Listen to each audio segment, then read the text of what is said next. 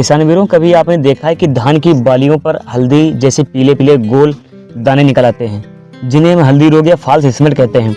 यह रोग दिखने में जितना साधारण लगता है, असल में उतना ही खतरनाक है।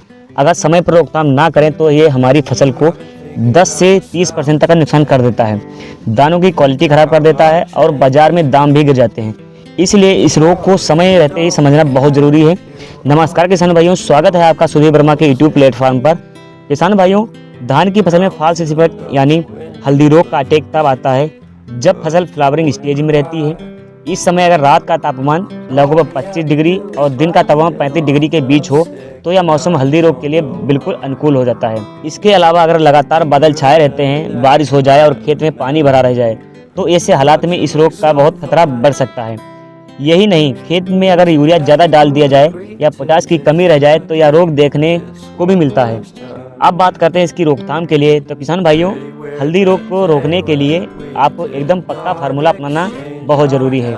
इसमें आपको 500 ग्राम प्रति एकड़ के हिसाब से आपको दोस्त फंगीसाइड और 400 ग्राम प्रति एकड़ के हिसाब से जेब्रा M45 और 250 ml प्रति एकड़ के हिसाब से स्विस शाइन लेना। इन तीनों का अलग अलग घोल बनाइए और फिर स्प्रे पंप में मिलाकर पूरे खेत में अच्छी से छिड़काव कर दीजिए। ध्यान रहे, पानी की मात्रा प्रति एकड़ में 200 लीटर से कम नहीं होनी चाहिए, क्योंकि जहां दवा नहीं पहुंचेगी वहां से यह रोग फिर फैल जाएगा। यह रोग तब आता है जब फ्लावरिंग स्टेज में दाने खुलते हैं और फंगस के स्पोर्स अंदर चले जाते हैं। यही कारण है इसे कहीं कहीं कंडुआ रोग भी कहा जाता है। यह रोग एक पौधे को पकड़ता है और वैसे ही तेजी से दूसरे पौधों तक फैलता है और धीरे धीरे पूरे खेत में असर दिखाने लगता है।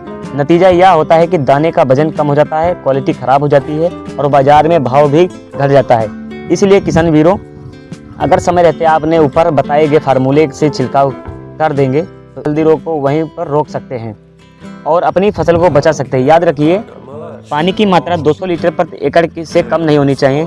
इसी तरीके से आप अपनी फसल को बचाकर अच्छी पैदावार ले सकते हैं। धन्यवाद किसान भाइयों।